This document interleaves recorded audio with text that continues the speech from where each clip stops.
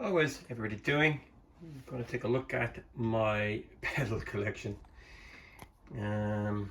as of today, August 2nd, 2023. I've always loved guitar pedals, and I was fascinated with them when I went into guitar shops when I was a teenager. I remember looking under the glass counter and stuff like that in a local music shop and just going, oh, what does that do? And I knew nothing about them back in the 80s. Boss was always my favorite because number one, they were easily accessible, they weren't that expensive, and this is the first Boss pedal I ever bought brand new in early 1990.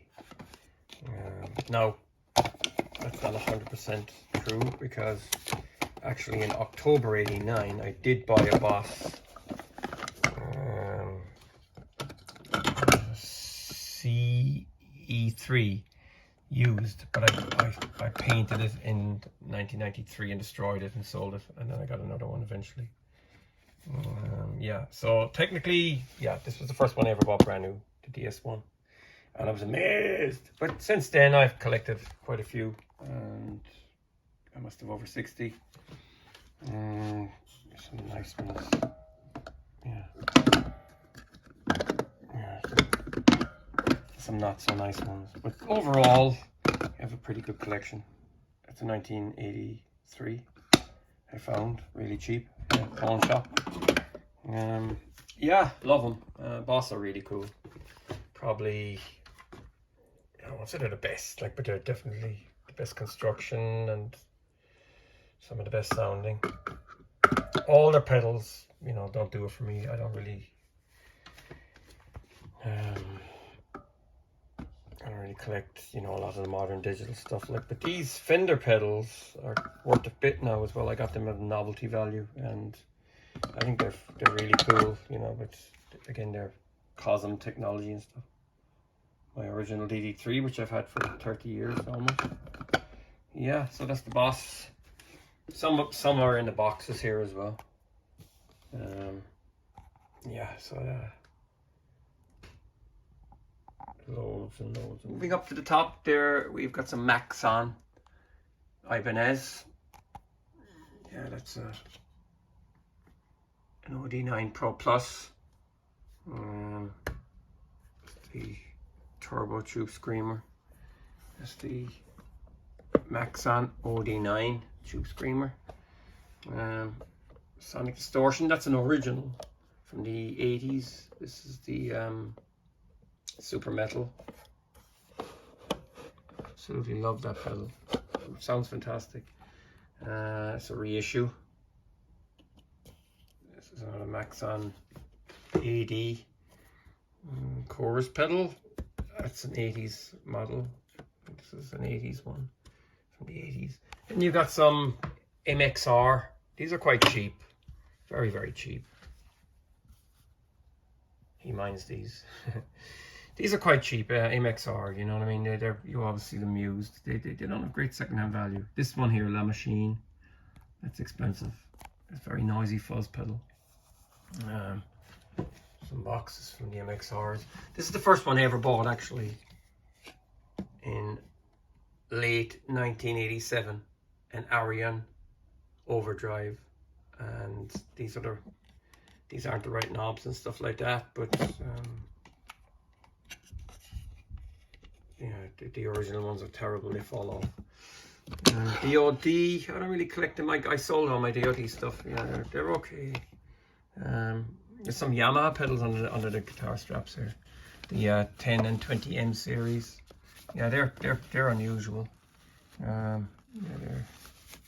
that's the delay sampler, crazy stuff. Yeah, it's the DOD wah volume controller pedal. So pedal boards, then this is my main board. This is one I use as sitting at home, and yeah, I've made videos about this a few times. It's just goes into the, well, starts off here with the the Dunlop wah, and you've got the volume pedal, the Boss, and the tuner, and then you've got your compressor, and this one goes off up into the overdrives, back down here to this, into the modulators, noise reduction. And this is the latest addition to the family, the DM2 Waza, which I'm kind of going through at the moment, testing it out and stuff like that. I brought it as a backup for my DM3, which is having a little bit of a vacation at the moment. And then there's the RC5, just for messing around again.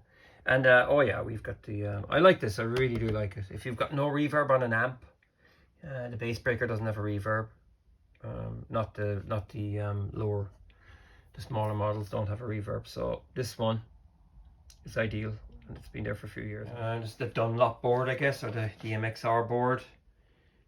Pretty simple, really. Into the compressor, all overdrives. This is a recent enough acquisition as well. Into the modulators, and then into the delays, and into the, this is usually with the orange amplifier if you want to get a bit heavy. So that's my collection. Pedals. Some people call them what did I hear somebody call them? Talent creators or something like that, I can't remember. Or if you have a lack of talent, you stick a pedal on your guitar to sound great. That's not really true at all. You know, they're like a little paint box. You know, they add different what will I say? Different colors to your palette, for your tone and stuff like that. Yeah, I mean, you can overdo it, I guess, like, but if it's part of your sound, it's part of your sound, so that's not a bad thing. It's nice to be able to get away with as little as possible for obvious reasons, like, but if you like pedals and it's your sound, well then, you know. I mean, I've been using a compressor, I'd say, for over 30 years. I like a delay, an analog delay as well, and you know, the distortion and overdrive pedals are crucial to your tone, really. I probably could live without chorus and, you know, other types of modulators. Like, I like them the odd time, but, you know, as long as you get the basics, you're okay. So that's it. Thanks for watching. Feel free to subscribe and take care.